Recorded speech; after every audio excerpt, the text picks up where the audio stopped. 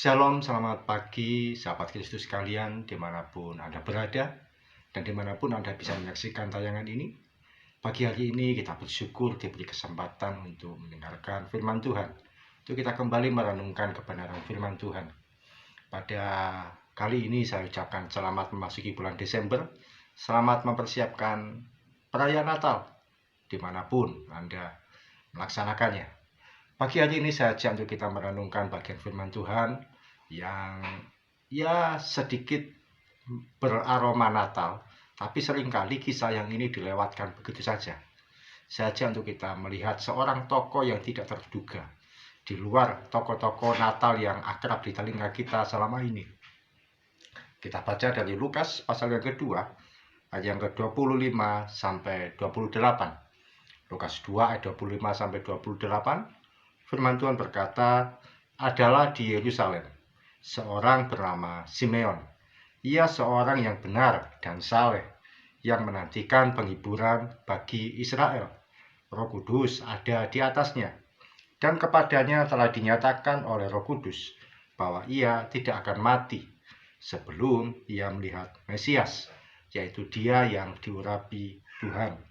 Ia datang ke bait Allah oleh Roh Kudus ketika Yesus, anak itu, dibawa masuk oleh orang tuanya untuk melakukan kepadanya apa yang ditentukan hukum Taurat. Ia menyambut anak itu dan menatangnya sambil memuji Allah. Bapak, Ibu, dan saudara terkasih, kalau kita mendengar kata Simeon, kita tentu akan merasa asing. Siapa dia?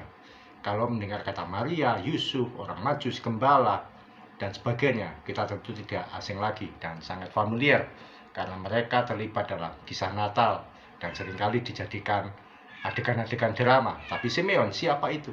Simeon adalah seorang yang diurapi oleh Roh Kudus. Dia menantikan Tuhan, dia menerima janji Tuhan bahwa dia tidak akan mati sebelum dia melihat datangnya Juru Selamat. Tapi bagaimana bentuk kedatangan Juru Selamat itu? Bagaimana wujudnya? Bagaimana rupanya? Bagaimana terjadinya? Dia tidak pernah tahu. Yang dia tahu bahwa dia tidak akan mati sebelum dia melihat kedatangan Mesias, Sang Juru Selamat itu. Sampai hari ketika Yesus dinyatakan hadir dan dibawa ke bait suci,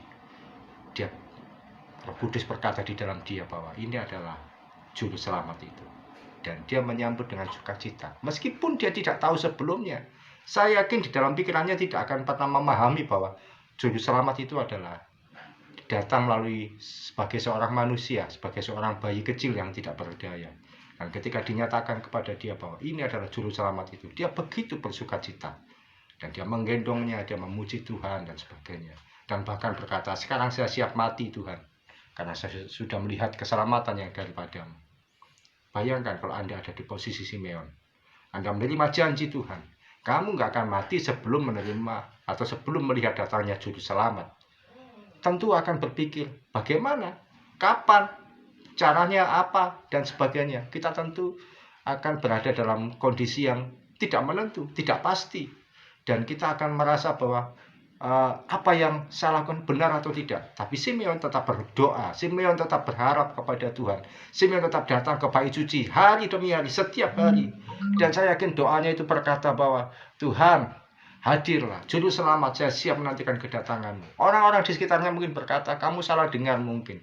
Orang-orang di sekitarnya mungkin akan berkata bahwa kamu salah untuk mendapatkan penglihatan. Orang-orang di sekitarnya berkata, sudahlah, tidak ada yang namanya Juru Selamat itu. Tidak mungkin, kamu nggak pernah tahu bentuknya, kamu nggak ngerti bagaimana kondisi spesifiknya, kamu nggak ngerti. Sudahlah, kamu nggak tahu apa-apa, wis nggak usah datang ke bait suci tiap hari, kamu sudah tua, buat apa datang ke sini, nggak usah berdoa lagi. Sudahlah, datang, kamu nggak perlu datang ke bait suci, kalau Juru Selamat datang ya biar itu datang dengan sendirinya. Nggak usah ngapain kamu tiap hari ke bait suci. Kalau hari-hari ini Anda mengalami janji Tuhan itu sudah ada di firman Tuhan. Atau mungkin Anda menerima janji Tuhan secara langsung. Anda berdoa setiap hari, berharap pertolongan Tuhan. Anda berdoa setiap hari, berharap Tuhan menyatakan kuasanya. Tapi mana kenyataannya? Mana bukti fisiknya? Mana bukti penglihatannya? Dan Anda hanya bisa berdoa, berdoa, dan berdoa. Orang lain mungkin memandang sinis, menganggap sinis dan berkata, ngapain kamu rajin berdoa atau pertolongan itu tidak segera datang? Ngapain kamu datang kepada Tuhan untuk berharap? Toh yang kamu nanti-nantikan itu nggak segera terjadi. Kuasa Tuhan tidak akan segera dinyatakan dalam hidupmu. Ngapain kamu berharap kepada Tuhan? Sudahlah, tinggalkan Tuhan. Tinggalkan persekutuanmu dengan Tuhan. Mungkin orang-orang mulai berkata seperti itu kepada Anda. Mulai meledek, mulai sinis, mulai menyindir. Tapi tetaplah punya iman yang kuat. Saya percaya Tuhan pasti datang. Saya percaya pertolongan Tuhan pasti dinyatakan. Saya percaya kasih karunia Tuhan pasti ada di dalam hidup saya. Saya nggak ngerti kapan itu, saya nggak ngerti gimana caranya. Saya mau tetap berdoa kepada Tuhan. Saya mau tetap berharap kepada Tuhan sampai pertolongannya dinyatakan. Kiranya kita punya iman yang tidak kendor. Kiranya kita punya iman yang tidak putus asa. Kiranya kita punya iman yang tidak lalai begitu saja, tapi tetap berharap kepada Tuhan. Sekalipun secara kasat mata pertolongan itu tidak segera datang, sekalipun secara bukti fisik pertolongan Tuhan itu tidak segera muncul, tapi tetaplah percaya bahwa Dia pasti menyatakan kuasanya. Tetaplah percaya bahwa Dia pasti menyatakan mujizatnya. Percayalah bahwa Dia pasti menyatakan keajaibannya. Nggak peduli kapan, tidak peduli caranya bagaimana, pasti Tuhan Yesus menolong hidup Anda dan saya. Amin. Jangan pernah ragu untuk berjalan bersama dengan Tuhan. Dia adalah Tuhan, pembuat mujizat, pembuat keajaiban, pembuat segala hal yang terbaik di tengah-tengah situasi yang tidak mungkin, di tengah-tengah situasi yang tidak menentu, di tengah-tengah situasi padang gurun.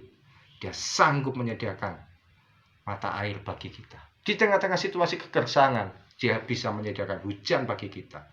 Di tengah-tengah situasi yang penuh ketidakpastian, Dia bisa menyediakan bagi kita kekuatan untuk berjalan melalui hari demi hari yang tidak mudah dan penuh rintangan. Dan kita akan bersukacita, tertawa, penuh dengan pengharapan, penuh dengan sukacita, percaya bahwa Tuhan pasti menolong. Amin. Ingat selalu bahwa orang yang beriman itu sanggup melihat sekalipun di depannya itu tampak gelap. Orang yang beriman itu mampu memegang sekalipun belum ada bukti fisik di tangannya. Dan orang yang beriman, dia sanggup merasakan, sanggup mengecap sekalipun belum ada wujudnya. Dan percayalah, pertolongan Tuhan pasti terjadi dalam hidup Anda dan saya. Sekalipun pergumulan di depan kita tampak menggunung, sekalipun persoalan dalam hidup kita hari ini masih begitu banyak, tapi Tuhan Yesus, Dia setia. Ketika Dia berkata, aku sekali-kali tidak akan membiarkan engkau, dan aku sekali-kali tidak akan meninggalkan engkau. Sebab namanya adalah Immanuel, Tuhan beserta dengan kita. Dia pasti menyatakan pertolongannya bagi kita. Dia pasti menyatakan keajaibannya. Kalau kita mengawali tahun ini, hari demi hari, minggu demi minggu, bulan demi bulan, dengan pertolongan Tuhan yang ajaib, yang tidak kita duga, percaya kita akan mengakhiri tahun ini dengan penuh keajaiban. Anda yang siap untuk menerima keajaiban Tuhan, angkat tanganmu. Bapa yang kami sembah dalam nama Yesus, hamba berdoa untuk setiap anak-anakmu yang mengangkat tangan, mereka yang merindukan keajaiban terjadi dalam kehidupan mereka, apapun itu ya Tuhan, yang mereka pergumulkan. Kiranya kasih setia Tuhan Yesus yang ajaib menolong, membebaskan, memulihkan, dan memberkati setiap anak-anakmu dimanapun mereka berada. Di dalam nama Yesus, yang dalam kesusahan masalah keuangan Tuhan memberkati, menolong. Dalam kesusahan masalah kesehatan Tuhan Yesus menyembuhkan. Yang dalam masalah keluarga Tuhan memberikan damai sejahtera. Yang dalam masa-masa pencarian apapun itu, pencarian pekerjaan, pencarian pasangan hidup, pencarian pelayanan, pencarian apapun juga, Tuhan Yesus memberikan kepada mereka, menemukan yang mereka cari, dan mereka mengalami sukacita yang tak terkatakan. Terima kasih Tuhan Yesus. Berkat-Mu ada setiap anak-anak-Mu. Keajaiban-Mu terjadi atas setiap kami. Dan kami percaya kami bisa melalui tahun ini dengan sepenuh sukacita. Kami akan akhiri tahun ini dengan air mata, tapi bukan air mata putus asa. Air mata kebahagiaan. Air mata penuh dengan sukacita bahwa Tuhan Yesus yang baik itu tidak pernah meninggalkan kami. Dalam nama Yesus kami berdoa dan mengucap syukur. Amin. Selamat berjalan dengan keajaiban Tuhan dan akhiri tahun ini dengan sukacita. Shalom. Tuhan Yesus memberkati.